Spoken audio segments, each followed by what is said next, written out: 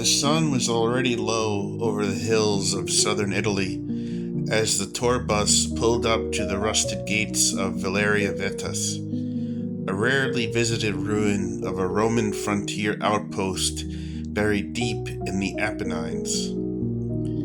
The site was almost forgotten by modern tourists, overshadowed by more famous landmarks, but that was exactly what had drawn the group there. A hunger for the undiscovered, the uncommercialized, the real. There were 6 of them: Jason and Mia, a young American couple backpacking through Europe; Lars, a retired Dutch professor of archaeology with an encyclopedic knowledge of Roman military history; Chiara, their local guide; and 2 other travelers, siblings Oliver and Becca from London, whose matching DSLR cameras had barely left their hands since Naples. "This place saw blood," Lars said as they stepped off the bus. "Not just battles, betrayals, executions. It's no wonder no one bothered to excavate it properly." Chiara smiled tightly.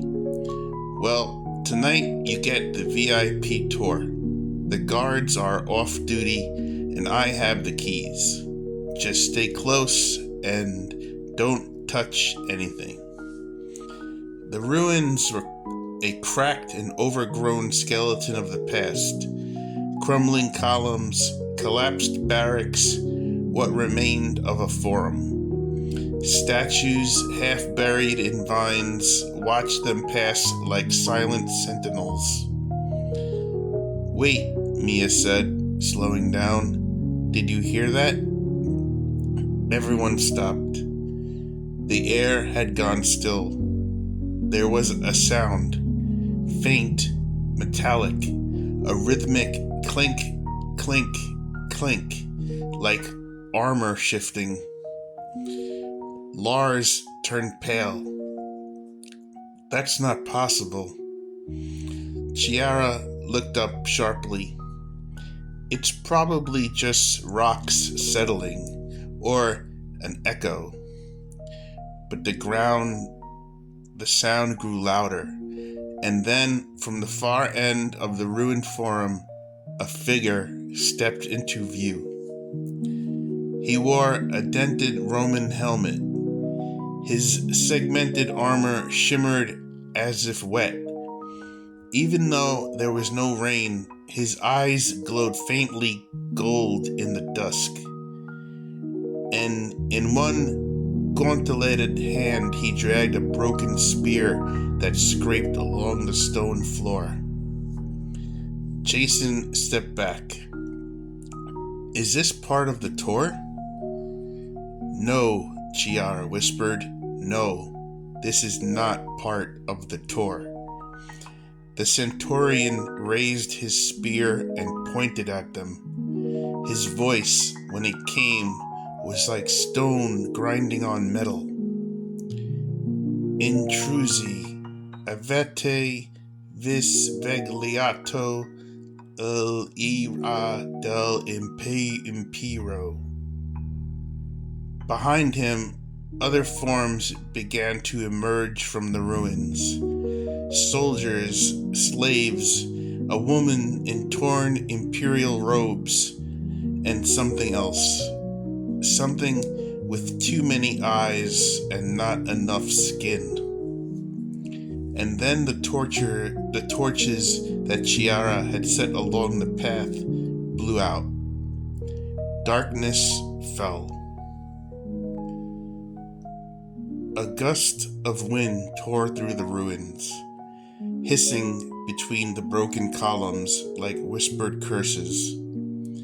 The group froze, barely able to see more than outlines in the deepening gloom. Only the glow from the centurion's eyes remained, a steady, ancient burn filled with judgment. Becca fumbled for her phone. I'm filming this. We're going viral. Her voice caught. The screen turned on for a second and then glitched and died, flickering with static before going black. No signal, Oliver said, glancing at his own screen. No GPS, no Wi-Fi. Like we've been cut off. Lars took a slow, reverent step forward. We're not just looking at ghosts. These are residuals, spirits of a place that still thinks it's alive.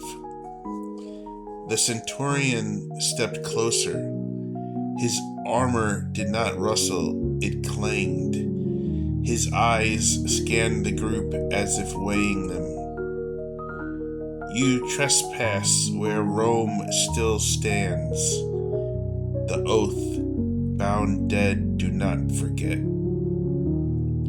Chiara stepped in front of the group, voice trembling. We mean no harm. We're just visitors. A woman in a blood-stained stola appeared beside the centurion.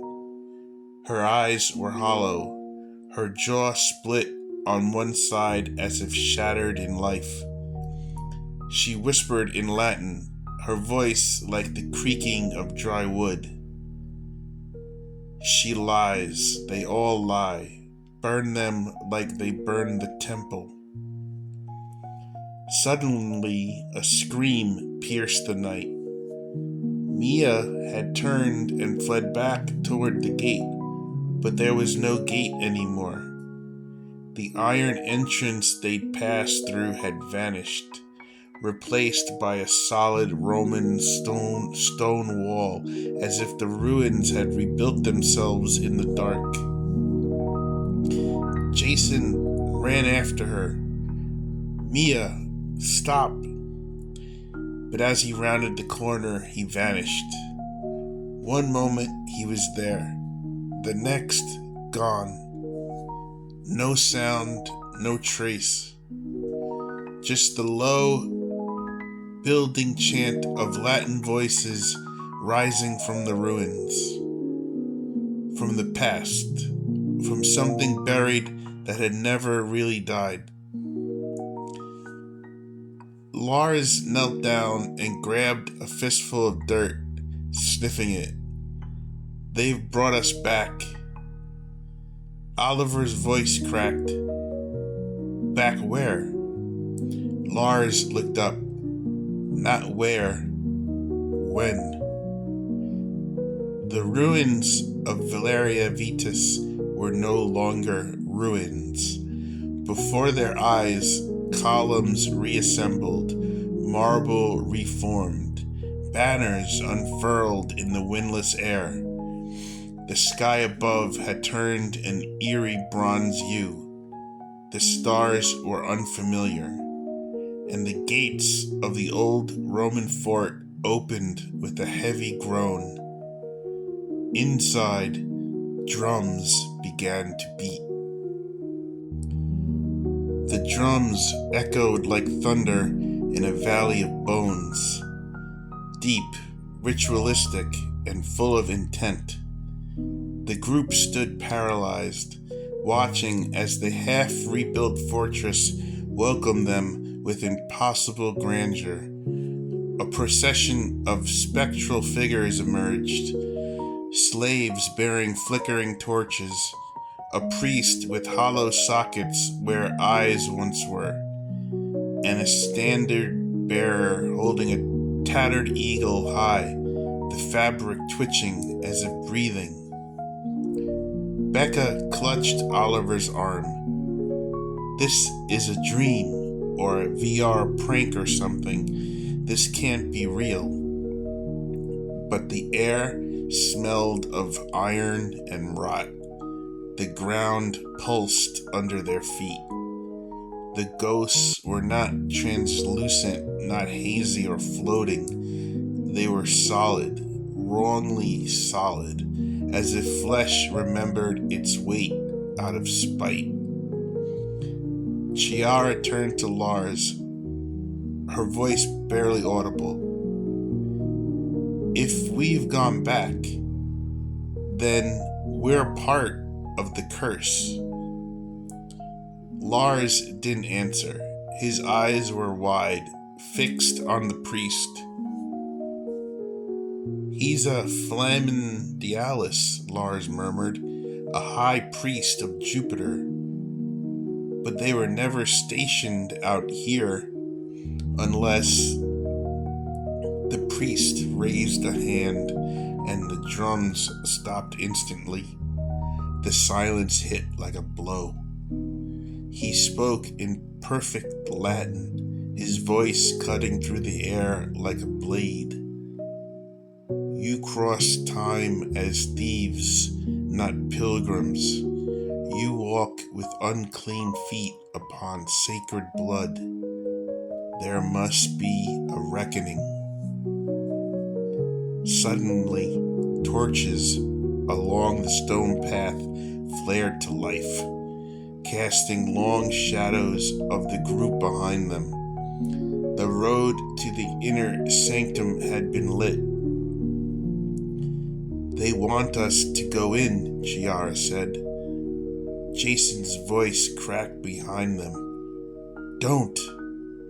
They all spun around. Jason stood in the darkness alone, pale, shaking, eyes wide. Mia was not with them. What happened? Oliver asked. Where's Mia? Jason looked at them and then beyond them into the fortress. She's in there. They pulled her in, like she belonged. His voice dropped to a whisper. She was wearing that Roman coin, the one from the market in Naples. The vendor said it was cursed. I thought he was just haggling. Lars stepped back. A relic. You brought a relic into sacred ground. Jason nodded slowly. She wore it around her neck. She thought it was lucky. Behind them, the priest raised both hands. The crowd of ghosts knelt, a silent, eerie act of submission. One must enter. One must choose. One must remember. Becca whispered, Choose what? Chiara looked toward the temple doors now open. Inside, something moved. Not a ghost, not a soldier. Something older. Something waiting. Jason took a step forward, but Chiara grabbed his arm. No, not alone. If we go in, we go together.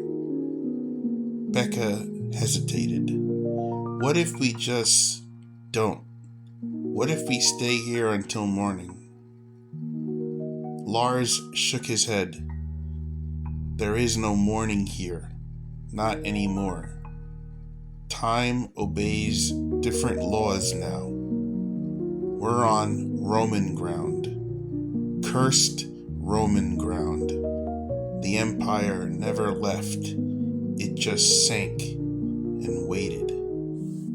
The drums started again, slower this time. A heartbeat, a countdown. Jason looked at the glowing temple entrance, then back at the others. If Mia's in there, I'm going in.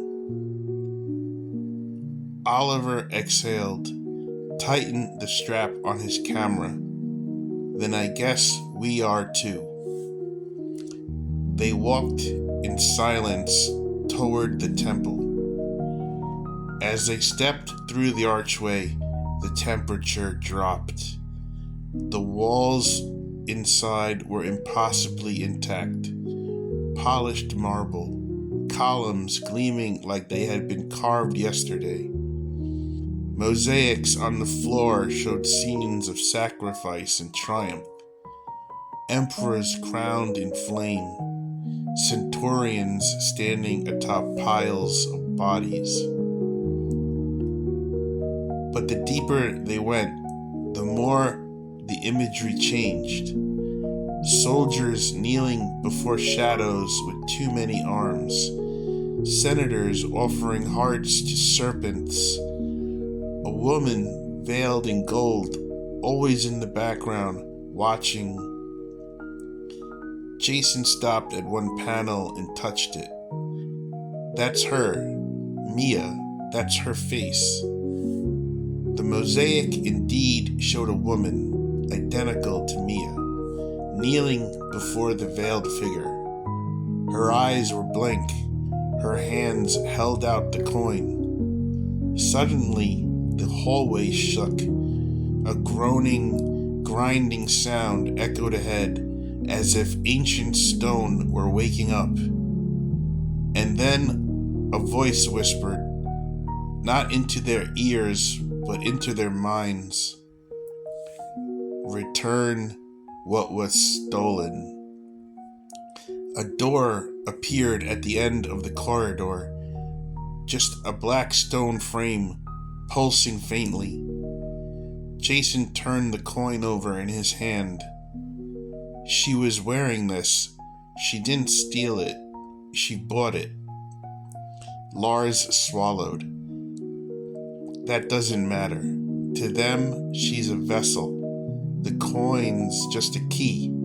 She's the door. Chiara looked down the corridor. Then we have to find her and shut it, before whatever they kept locked away comes through. Jason clutched the coin tightly and stepped through the black stone doorway. On the other side, the world was wrong. The sky was no longer bronze. It was bleeding. The ground was bone. And Mia stood in the center of a ritual circle, suspended in the air, her body limp but her eyes open, burning with the same golden light as the centurions. She spoke in Latin, but the words clawed into their skulls. Imperium aeternum resurrectio crenta nos sumas lacievi. They weren't just witnessing history. They were standing at the center of a ritual to resurrect the Roman Empire, not as it was, but as it had become in death. Something ancient stirred beneath the temple, and then Mia looked at Jason and smiled, but it wasn't her smile. Jason froze. That smile, it was wrong. Too calm, too ancient. It was like watching a mask stretch over a familiar face. Mia, he called softly. Her head tilted, like she was trying to remember something from 1,000 years ago. Jason, she said, in her own voice, but distorted, as if layered with whispers. You shouldn't be here. Lars grabbed his shoulder. Don't speak to her, not like that. She's being ridden. The ritual circle around Mia shimmered with symbols that twisted when looked at too long. Some Roman, others far older.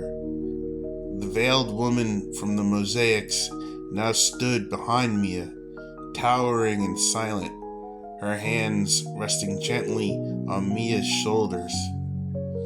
The moment Jason stepped closer, a burst of invisible force knocked him to the floor. Blood trickling from his nose. His hand opened. He dropped the coin. The veiled woman moved for the first time. One long, graceful arm reached forward toward the coin, fingers stretching. "No!" Chiara shouted and kicked the coin across the floor. The moment it left the ritual circle, everything faltered. The light dimmed, the bleeding sky blinked. Mia's body jerked midair, her eyes fluttering. Jason crawled to her. "Mia, fight it. You have to come back." But Lars stepped between them. "No, Jason. If she breaks the bond before the rite completes, her soul might shatter. We have to sever the connection the right way." Becca pointed behind them. "Guys." The centurion had returned, flanked by the other dead. Now they were burning from within, fire pouring through cracks in their skin, illuminating their hollow armor. And behind them, something worse was crawling through the stone. A creature fused from bones and swords, a thing that once might have been human, now a guardian of the gate they had no right to open. Chiara pulled a dagger from her boot. "We have one shot. We put the coin back where it belongs." "Where?" Jason shouted. Lars pointed to the wall, at a niche carved into the altar, just above the burning circle. "The lapis imperii," he said, "the Empire's heartstone. That's where they bound the first oath. Put the coin in and we might sever the link." Jason grabbed the coin and ran. The centurion saw. He raised his spear and charged. Oliver threw himself into the path, camera raised like a shield. The spear pierced straight through it, and him. Becca screamed. Jason leapt onto the altar. The veiled woman reached for him, and he shoved the coin into the niche. Everything stopped. The sky screamed. Mia's body dropped to the floor. The veiled woman recoiled, hands smoldering, veil turning to ash. The centurion screamed in Latin and burst into flames. The bone creature shrieked and cracked apart, sword blades flying like shrapnel. And then silence. The temple was a ruin again. The torches had gone out. Mia lay still. Jason knelt beside her, shaking. Her eyes opened, just hers, just blue, just scared. "Jason, what happened?" He pulled her close. "It's over." But Lars looked around and shook his head. "No, it's paused. We severed the bond, but the coin's still in the stone." Chiara glanced at the shattered mosaic on the floor. The veiled woman was gone from it. So was her shadow. Mia sat up slowly, then turned her head toward the ruins. "I think she followed us out." The wind outside had changed. It wasn't just colder, it was older, as if the air itself remembered a time when men bowed to gods who bled. The ruins of Reawakens were once again broken and forgotten, but something in the atmosphere had shifted. The group emerged from the temple in stunned silence, each step crunching over rubble that hadn't been there minutes ago. Oliver's body lay still near the archway, his camera shattered beside him, its lens cracked like a blind eye. Becca knelt beside him, silent tears running down her face, too numb to sob. Lars put a hand on her shoulder but said nothing. Chiara looked toward the path where the gate had once stood. The iron bars were back, but twisted now, warped outward like something had pushed through from the inside. Jason held Mia close. "You're sure she followed us?" Mia nodded. "She's not whole.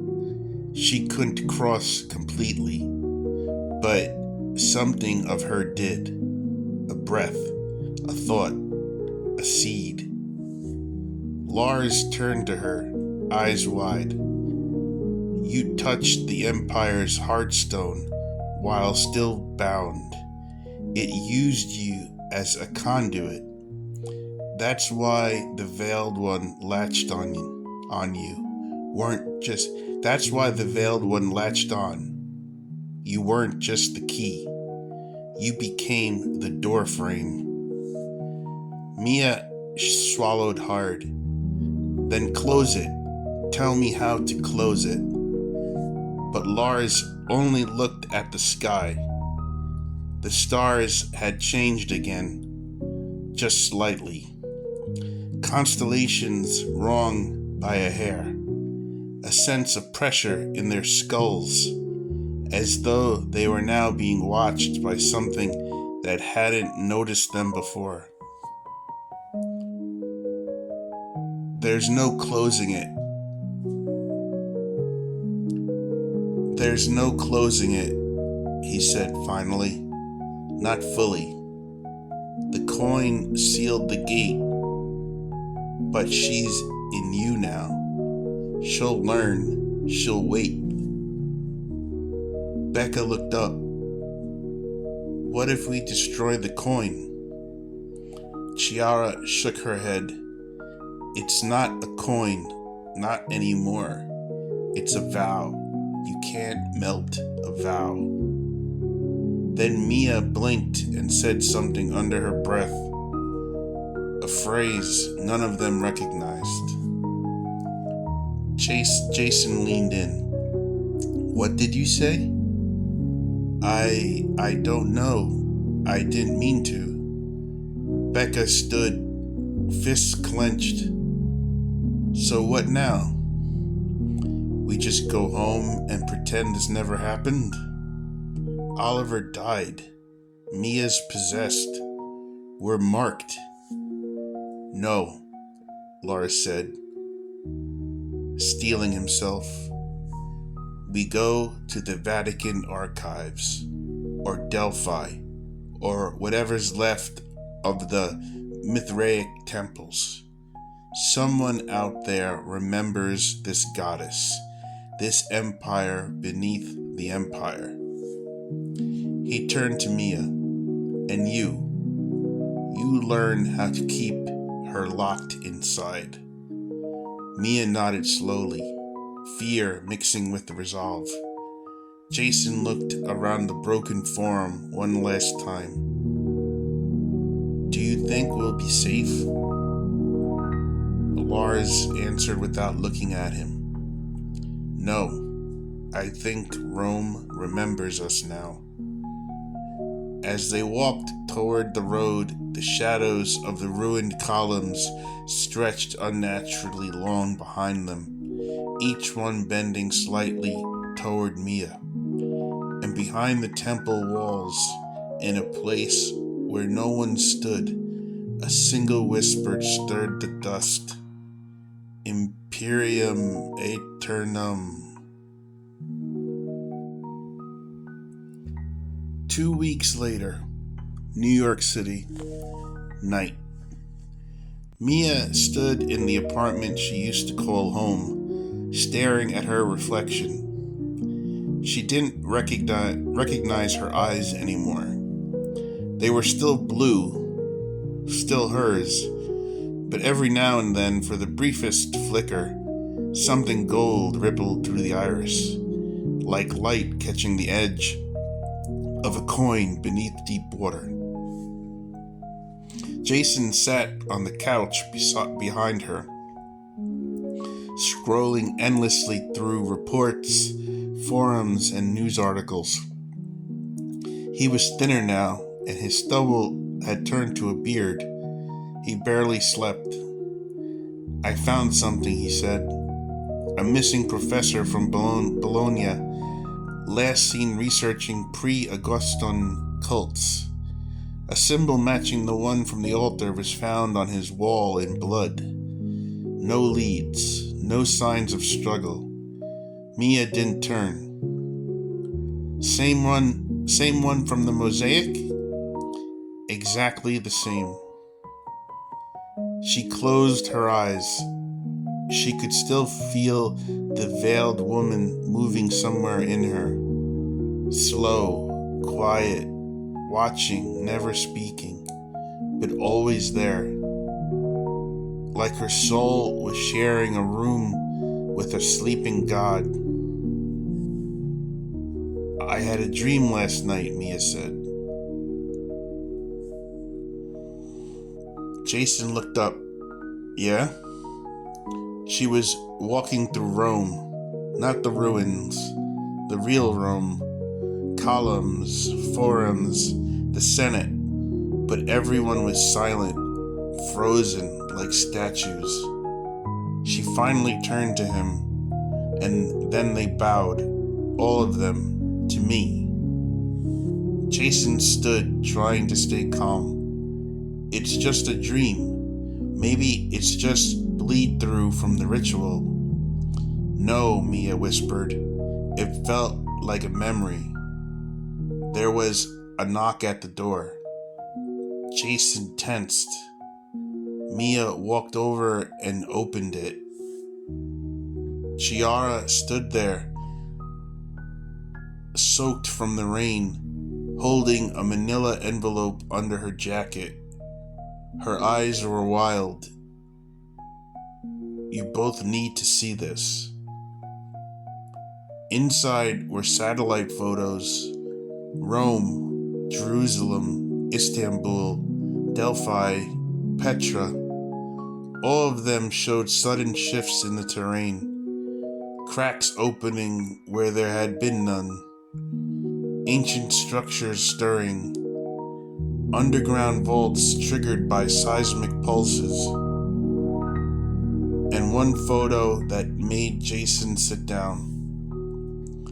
The coin. The coin, the very one Mia had placed in the Heartstone, was now appearing across the world, carved into fresh stone, burned into floorboards, branded into the skin of animals. "They're calling to her," Chiara said. "To you, Mia. The Empire remembers, and it's rebuilding." Becca joined them a few hours later, bringing with her a stolen Vatican report written in Latin, smuggled out by a frightened archivist. On the cover, Imperatrix Occulta, the Hidden Empress. A figure from Roman myth stricken from the records, veiled, eternal, waiting for Rome to fall so she could rise in its ashes. Mia stared at the title. "I don't want this," she said. Jason placed a hand on her shoulder. "Then we stop it." Lars, calling in from Egypt, had a different opinion. "We can't stop it. The question now isn't if she'll rise, it's how, and whether we help shape it or become its first sacrifices." Outside, the sky rumbled, and far beneath the streets of New York, something old and gold and hungry turned its face toward the surface. for the first time in 2,000 years. 3 months later, Istanbul. Beneath the Hagia Sophia, the descent had taken hours. Twisting catacombs layered beneath centuries of empires, faiths, and forgotten wars. Now, Jason, Chiara, and Lars stood in a chamber that hadn't felt human breath in a millennium. It was circular, lined with crumbling frescoes, Roman, Byzantine, and something older still. A blend of gods that had no names. In the center, an altar, cracked down the middle, with a basin that still glowed faintly with gold. Jason held up the photo Mia had drawn from her dream. It matched perfectly. A hidden sanctum of the Imperatrix Occulta. Chiara wiped sweat from her brow. So this is it, one of the anchor sites, where the empire beneath the empire was rooted. Lars walked carefully around the basin, studying the markings. It's not just an altar, it's a receiver. These places were tuned to her thoughts, her will. When she was sealed, they went dormant. But now, he trailed off. Jason finished for him. Now that she's awake, they're sinking again. Chiara looked toward the ceiling. Then how long before she doesn't just influence things, but starts changing them? Jason was about to respond when the phone buzzed a text. One word. Run. It was from Becca, but it was already too late. The basin erupted. Liquid gold poured out like blood. It didn't splash. It crawled, slithering across the floor like it had a mind of its own. Jason pulled Chiara back as Lars leapt to avoid the creeping tide. And then Mia's voice, from nowhere and everywhere at once. I see you. She wasn't in the room, but her presence was. Huge, cold, royal. Jason backed toward the tunnel. We need to get out now. But Chiara was frozen, eyes wide, pupils dilated. She's speaking to me, she whispered. She knows my name. She's offering me a place. Jason yanked her away just as the gold struck the base of the wall, and it shifted. A hidden doorway peeled open, revealing stairs descending into pure black. Lars turned, breathless. That's not just another chamber. That's a vault. Maybe one of the original ones, from the first pact. Chiara's voice was distant. She's showing me images. Legionaries kneeling, whole cities folding into the earth, temples eating their worshippers. Jason grabbed her shoulders. Fight it, Chiara, you're not hers. But she smiled, and it wasn't her smile. She doesn't want me. She wants you, Jason. You've always followed Mia. You'd follow her through hell.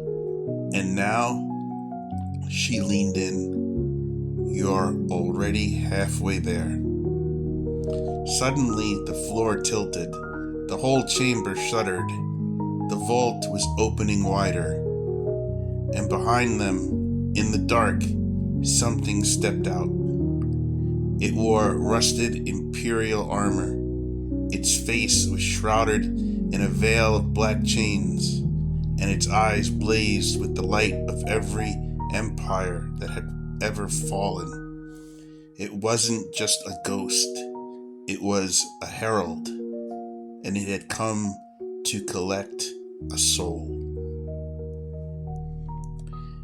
Jason shoved Kiara behind him as the chained herald advanced, each step ringing like a funeral bell. The air grew denser, harder to breathe, thick with the scent of mirth, rust, and scorched earth. The figure didn't speak. It didn't need to. Every heartbeat Jason felt was not his own. It was someone else's, louder, older, and pulsing with authority. Lars muttered under his breath, fumbling for the relic strapped to his chest, a fragment of Roman opal pulled from a forgotten catacomb. "It's a ward," he whispered. "I think. Maybe." The herald raised its hand.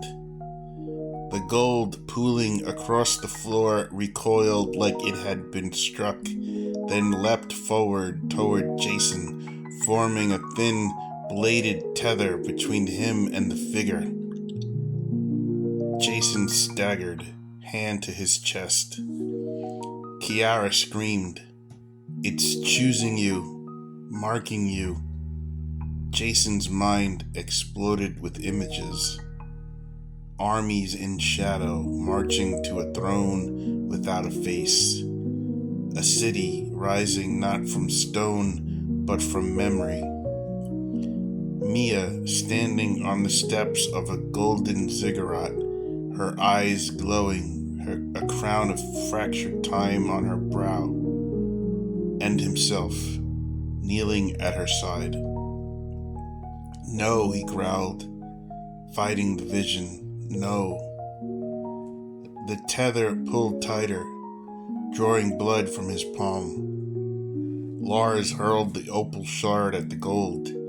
It struck the tether, erupting in a burst of white flame, and for a moment the herald staggered. Its veil hissed. It looked at Jason with curiosity, recognition. Jason took the moment and ran, dragging Kiara toward the tunnel. Lars followed, tossing the rest of his relics behind them. The herald didn't pursue.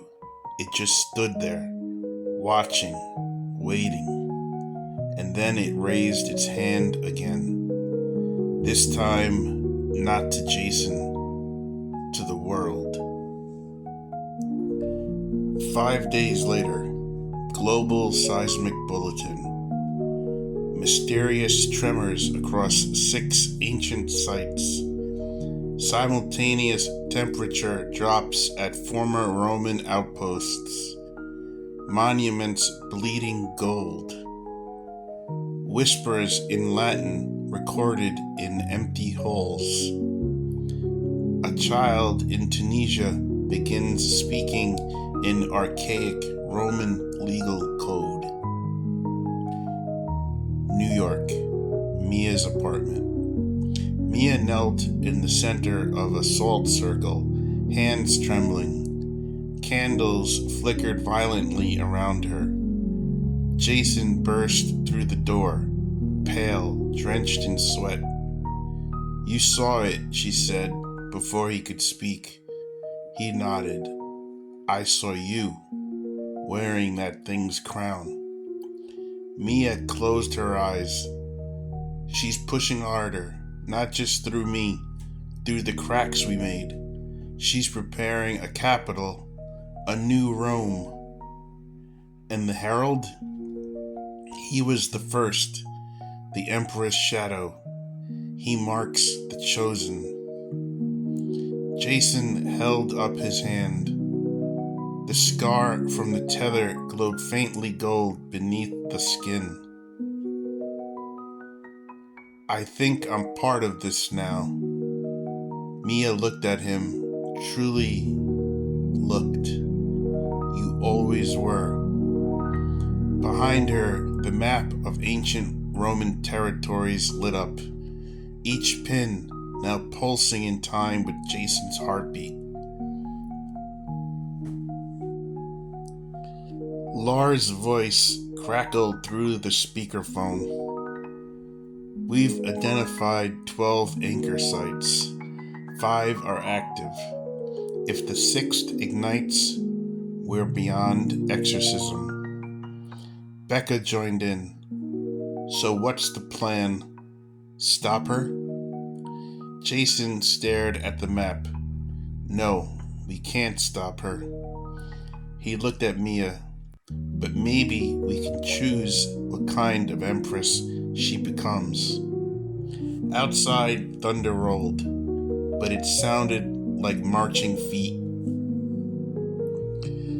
Site number 6, Alexandria, Egypt. Beneath the ruins of the Serapeum, sand shifted in unnatural patterns as the team descended into the catacombs. Lars led, clutching a scroll tube he'd stolen from a private collector in Vienna, an untranslated ritual script that predated the cult of Serapis. Becca and Jason followed, lights dimmed to avoid triggering traps that hadn't seen light since the 3rd century. At the rear, Mia walked silently, wrapped in a dark shawl that veiled her like a priestess. Her presence was heavier now. Not malevolent, but vast. When she passed, walls breathed dust. Symbols bled light. They had 2 goals. Delay the ignition of Anchor Site 6. Number 2, confirm it was still possible to sever Mia from the Empire without killing her. But Mia already knew the answer. She hadn't told them. The Serapeum had been a library once, Rome's answer to the great library of Alexandria. Beneath it, rooms of forbidden technology, theology, and mathematical sorcery. Even deeper, the sub-temple of Threnius, the whispering chamber of the unseen emperor. They reached it after 6 hours of crawling, praying, and bleeding, a toll extracted by the architecture itself. The chamber was vast, arched, pillared in obsidian stone. Carvings lined every surface, depicting a faceless empress seated upon a collapsing globe, flanked by chained wolves. And in the center, an altar identical to the others, except this one was pulsing like a heartbeat. Becca dropped her pack. It's already awake. Lars shook his head. No, it's listening. Mia stepped forward without hesitation. Jason grabbed her wrist. Don't. She met his eyes, and for a moment it was just her, scared, tired, human. I'm already past the threshold, Jason, but this might still help you understand. Then she touched the altar. The room exploded in memory. Not light, not sound, memory. They all staggered back as history poured into their skulls. A woman in crimson robes standing on the Capitoline Hill as it burned. 12 senators cutting their palms over a black stone, pledging their blood to the one who waits beneath the laurel. Legions bowing not to Caesar, but to her. A hidden empire, silent, unseen, growing beneath Rome's marble glory. And Mia, always Mia, her face appearing in each vision, altered slightly, wearing masks of 1,000 lives. When the vision ended, Jason was on his knees. Becca was weeping. Lars was chanting in Latin, backwards. Mia stood unchanged. The altar now glowed steadily, no longer pulsing. Site 6 had chosen. Jason looked up. That wasn't just her past. No, Mia said softly. It was our future. A groaning sound rumbled above them. The walls cracked. Outside, tectonic plates shifted. Above them, Taurus screamed and ran as a storm gathered with unnatural speed. Lars snapped out of his trance, furious. We were supposed to stop this. We did stop it, Mia said, from choosing someone worse. Jason rose slowly. What happens now? Mia stepped away from the altar. Now her eyes glowed, not with the greedy fire of a goddess, but with intent, controlled, focused. Now, she said, we build Rome, but we build it our way. A long silence followed.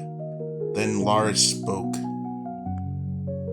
You understand what that means, don't you? Yes, Mia said, smiling. It means we don't run anymore. And in the dark behind her, the walls whispered back. Imperatrix Consia, the Empress, who knows. 1 month later, Anatolia, near Mount Ararat. Site 7, the Legion's Rest. Snow fell silently across the dig site. NATO drones circled high overhead, but their signals scrambled within minutes. Satellites couldn't penetrate the electromagnetic shroud that had now hung over the mountain like a veil.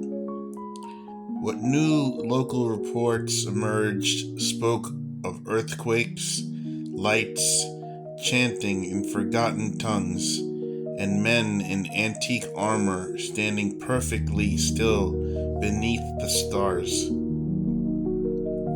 This wasn't just another anchor site. This was where the 12th Legion disappeared, and now something had returned. At the base of a shattered aqueduct, Mia stood on a black stone plinth. She wore no crown, no robe, no armor, only a simple gray cloak that fluttered in the wind.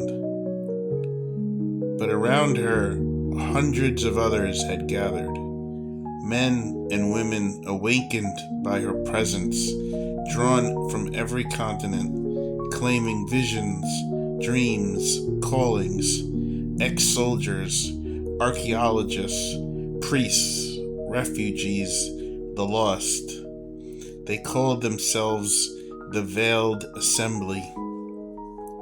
Jason stood at her side.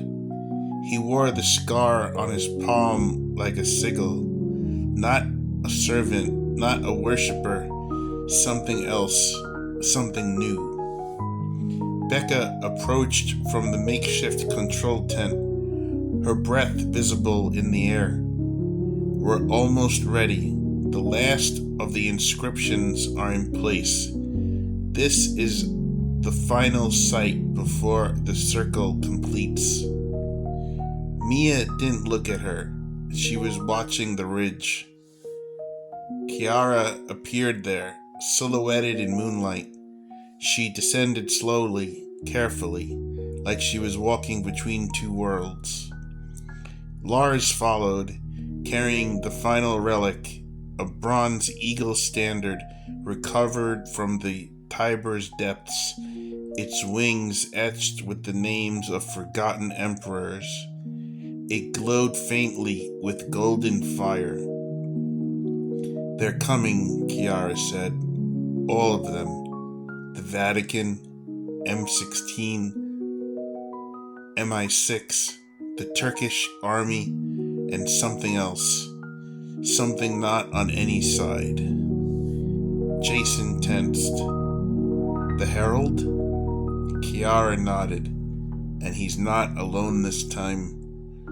Thunder cracked in the distance, not from a storm, but from below. The mountain shuddered, and then, emerging from the mist, they came. Not just ghosts, not echoes, legionnaires. Hundreds, maybe more, marching in perfect silence, wearing armor crusted in centuries of stone and ice, eyes empty. But at the front, one stepped forward. His face was intact, young, noble, and terribly sad. He dropped to one knee before Mia. "Imperatrix." Mia stepped forward and laid her hand on his shoulder. "Rise, Tribune. Your watch is over. Mine begins." Becca whispered, "She's not reviving the Empire. She's redeeming it." Jason looked at the standard in Lars' hands. "You sure this won't trigger a full resurrection?" Lars gave a dark smile. "No, but we've gone too far for half measures now." He planted the eagle into the frozen earth. Light exploded outward, forming a circle. 12 points now active. The new Rome had found its foundation. Mia closed her eyes. The wind died. The legionnaires knelt as one. And above them, the sky itself cracked open, revealing not heaven, but something stranger. A city made of memory, of ambition, of shadow and fire, suspended above the world like a crown waiting to descend. Her voice echoed across the plains of the living and dead. Let the world no longer serve empires of fear and greed. Let it serve the true Rome, the Rome of balance. A pause. Then, "I accept the burden of the laurel, and I pass no judgment on the dead, only on what we choose next." The sky sealed shut, the wind resumed, but the world had changed, and somewhere, in every place where empires had once ruled, stones trembled, doors creaked, and ghosts leaned forward, waiting for the next command. Rome, the Forum reclaimed. 3 days later. The birds were silent. Even the tourists had vanished. Rome had not seen war, but it felt occupied. From Capitoline Hill, the world watched as Mia's first decree was carved not into parchment, but into light, cast skyward in a column above the old temple of Saturn, now reawakened as the seat of her new court. Jason stood beside her on the steps, flanked by Kiara and Lars. Becca handled communications, what little she could, given how many networks were collapsing under unexplained data surges and electromagnetic storms. Mia wore the laurel now, forged from 12 metals taken from the anchor sites. Each leaf hummed with the pulse of buried cities. And then she spoke, not in Latin, not in any language spoken by nations, but in the old tongue, the binding speech of the ancient accords. Her voice echoed through stone, blood, and bone. The translation appeared as a shimmering script above the city. Let it be known, the era of dominion ends today. No law shall serve power without purpose. No territory shall belong to any crown unless it shields the least of its people. All institutions must justify their existence in the eyes of the forgotten or dissolve. This is not conquest. This is reckoning. The light blazed for 6 minutes, then it vanished. Silence fell across the eternal city until the screams began. Elsewhere, Moscow, Washington, Beijing, London, Riyadh. Governments panicked. Generals argued with priests. Markets convulsed. Satellites failed. Submarines reported songs beneath the ocean, ancient chorals in echoing Latin. Cities that had buried their dead too shallow saw flickers of ghosts on traffic cameras. Statues wept, and in more than one place, people knelt, not in fear, in recognition. The resistance forms, somewhere in the Balkans. A fire crackled in a forgotten Orthodox monastery. Around it, a dozen figures sat in cloaks of ash gray and crimson. Among them, an ex-CIA director, a bishop defrocked by the Vatican, a Roman archaeologist, and the herald himself. Unbound now, no longer a puppet, he had ripped the chains from his face. His eyes were hollow but aware. We've let her shape the world long enough, he said. One of the others spoke. But what is she building? A world that remembers, the herald answered, and remembrance is poison to those who ruled through forgetting. Another voice, a woman's, sharp, cold, ancient, spoke from the shadows. She was never meant to awaken. That was my task.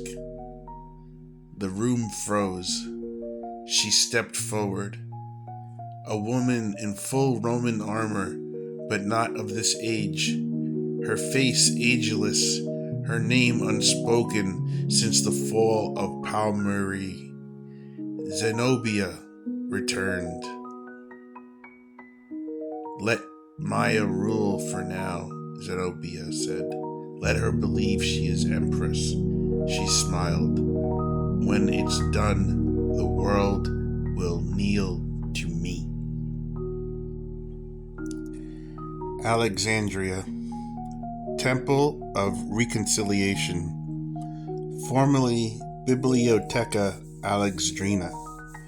6 days later. Mia stood beneath the vast dome of the re-sanctified library, now a convergence site of the 12 anchors. Pillars carved from stone retrieved from Rome, Palmyra, Antioch, and Carthage lined the interior. Ghosts flickered between the stacks of forbidden scrolls, not trapped but present, consulting, watching. She had not slept in days, not because she couldn't, but because every time she closed her eyes, she dreamed of Zenobia. In each vision, Zenobia wore her crown of iron, seated on a throne that never crumbled. Her voice was calm, confident, utterly sovereign. You're only borrowed, Mia, she whispered in one dream. The Empire remembers its true queen. Jason entered quietly, boots echoing against the marble. She's surfaced, he said. Mia turned slowly. Zenobia? He nodded. Confirmed in Serbia.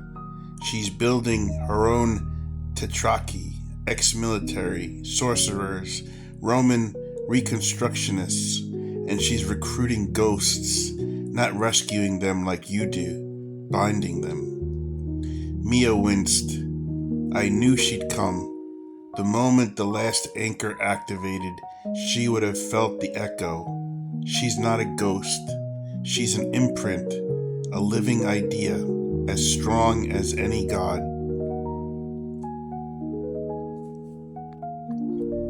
Chiara joined them, unrolling a new map. 12 major key lines now curved across Europe and South Africa like veins, converging at 3 pressure points. One was Alexandria, the second, the Palatine Hill, the third, Damascus, Kyra said grimly, Zenobia's birthplace. Jason frowned. She'll make it her capital. No, Mia said. She'll make it her wound. The room darkened. From the shadows stepped Lars, carrying an obsidian blade wrapped in linen. We recovered this from her last known tomb. It predates Rome, possibly Azarean. Bound with memory venom, it can cut a soul. Jason stared at the knife. You want to kill her? Mia shook her head. I want to talk to her, but I need leverage. I need to remind her she fought empires once, not became them. Damascus, ruins of the Temple of Jupiter. Zenobia walked among the shattered columns, cloaked in starlight. Around her, acolytes chanted in Aramaic, Latin, and Akkadian. The earth pulsed beneath her sandals, old magic leaking through fault lines. A ghost approached her, pale, trembling, freshly dead. My lady, Mia sends parley. Zenobia smiled, brushing dust from a fallen eagle's standard. She remembers diplomacy, she said. How quaint.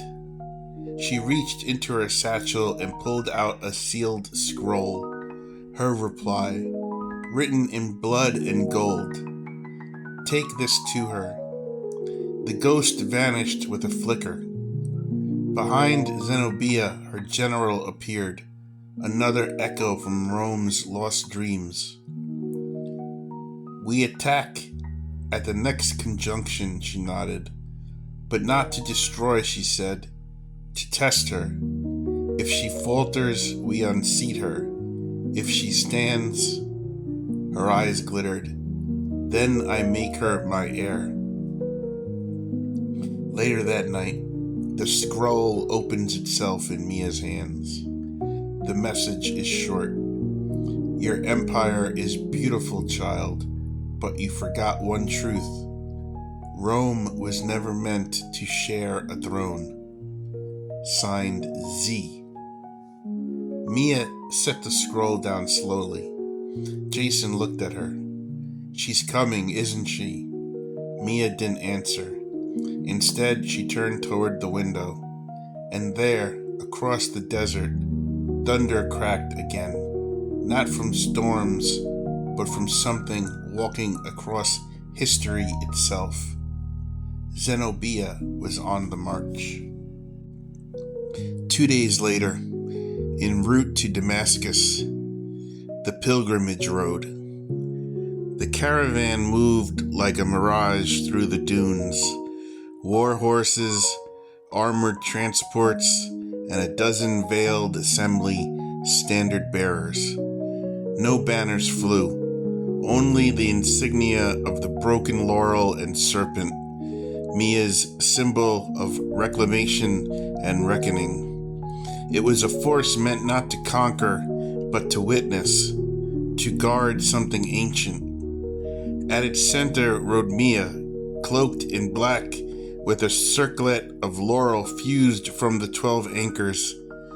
The blade Lars had unearthed lay sheathed across her lap, humming quietly, as if aware it might soon be called upon to end something that once had been divine.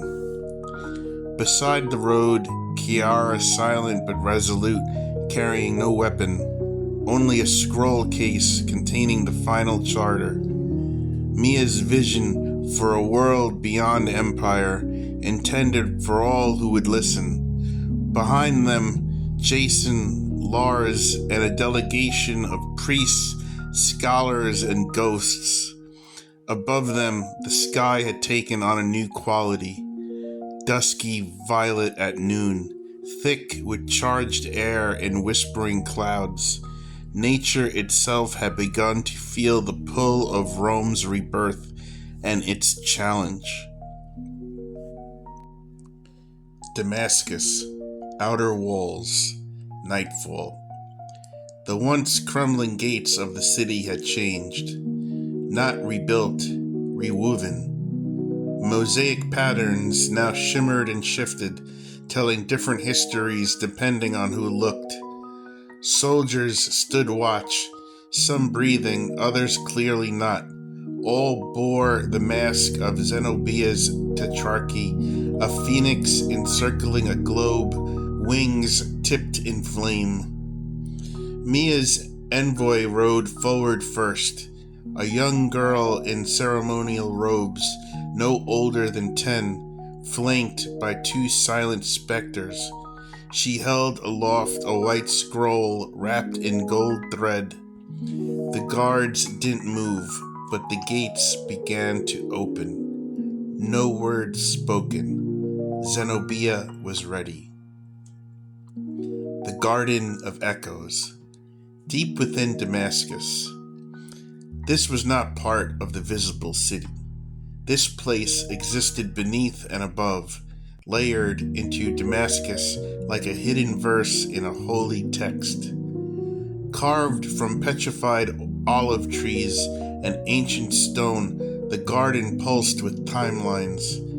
Statues of past queens stood silent, many of them half erased by memory. Wind carried scents of cedar, dust, and fire. At its center, Zenobia. She sat cross-legged atop a slab of glassy black rock, barefoot, robed in midnight blue. Her eyes were closed, but the moment Mia entered, she opened them and smiled. You came. Mia stepped forward, blade untouched, posture calm. I had to, she said. I'm not here for war. Zenobia rose slowly. No one ever is, until they taste legacy. The 2 women stood a few feet apart. 2 queens, 2 empires, one choice between them.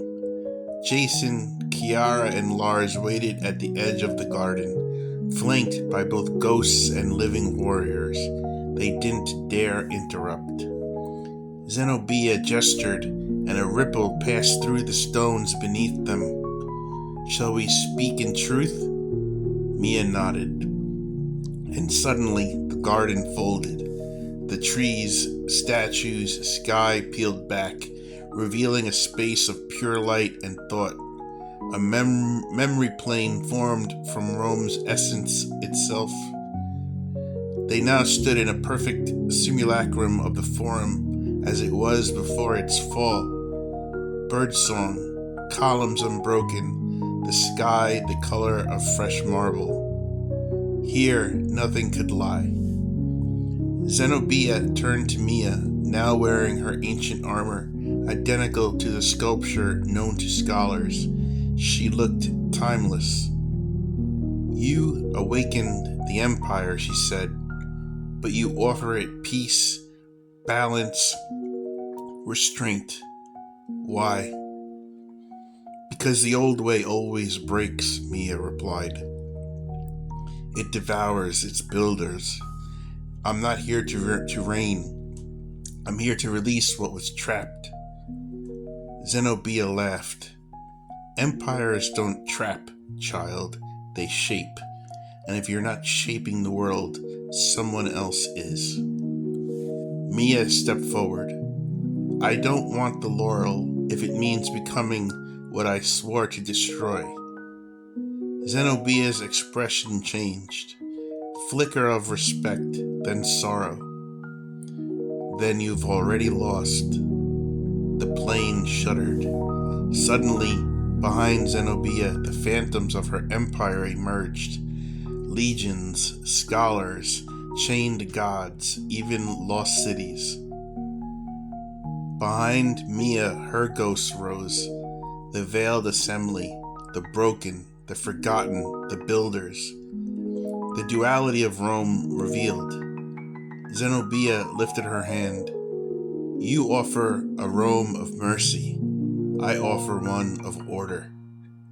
Mia answered with a whisper. Then let the world choose. And in that moment, the garden shattered. The trial of the two empires. Mount Quasion, that night. The mountain loomed over Damascus like a slumbering god. It had watched the rise and fall of 100 civilizations, but tonight it would serve as the witness to a single truth. Which Rome deserved to endure? At the summit, the circle had been carved, not by hands but by will. A perfect ring of white fire, inscribed with the ancient law. 12 sigils from 12 lost cities: Alexandria, Carthage, Rome, Palmyra, Londinium, Antioch, Sisyphus, Tarsus, Bela Claudia, Leptis Magna, Heliopolis, and Byzantium. Each one pulsed with energy drawn from the bones of forgotten empires.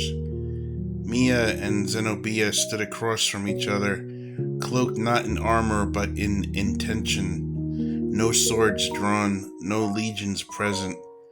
This was a trial of ideals, older than Rome itself. The rules were simple. Each would speak, each would show. Memory would be summoned. The spirits of empire would vote. High above them, ghosts gathered like stars. Hundreds, maybe thousands. Emperors, peasants, poets, slaves, soldiers, scribes. Some from the earliest colonies, others from the last days of Byzantium. A hush fell. The trial began. Zenobia stepped forward first. Her voice was not loud, but it needed no volume. The mountain listened. She spoke of order, strength, and vision, of a world that needed a firm hand. She showed images in the flame, Rome unbroken, cities restored, children learning Latin in marble halls, peace maintained through strength, laws enforced by reason, not chaos. A world where no injustice went unpunished. A world where Rome rose again not as a conqueror, but as shepherd. The ghosts murmured. Some nodded. Others wept, recognizing the beauty in her vision. Then Mia spoke. She said nothing at first. Instead, she unfolded her memory. She let them see her first vision of the Forum, the day the centurion ghost led her beneath the stones. She let them feel the chill of the catacombs, the sorrow of the chained herald, the pain of every echo that lingered because no one remembered them. She showed them the cost of empires that forgot the living in favor of marble. She spoke not of dominion, but of release. Of a Rome not forged in conquest, but redeemed through reckoning, one that let go of power, that chose healing over monuments. And finally she held out a small object, the broken hilt of a child's toy gladius, found in a collapsed villa beneath the Aventine. I am not here to rule, Mia said. I am here to make sure no one else has to. The mountain trembled. Above, the spirits began to cast their votes, not with words but by movement. They drifted toward one side, then more, then hundreds, until the sky shimmered with the weight of their decision. They chose Mia, but Zenobia did not fall. She smiled and knelt. You win for now, she said, but you've created something even more dangerous than empire. Mia stepped forward. What? Zenobia looked up. You created hope. As the sun rose, the circle of fire dissolved. The ghosts began to fade, whispering into the soil, finally at peace. Jason wept. Kiara stared at the horizon as if she were seeing the world for the first time. Lars asked the question everyone feared. What now? Mia turned. She looked to the ancient cities, to the fractured earth, to the future, and whispered, Now we begin.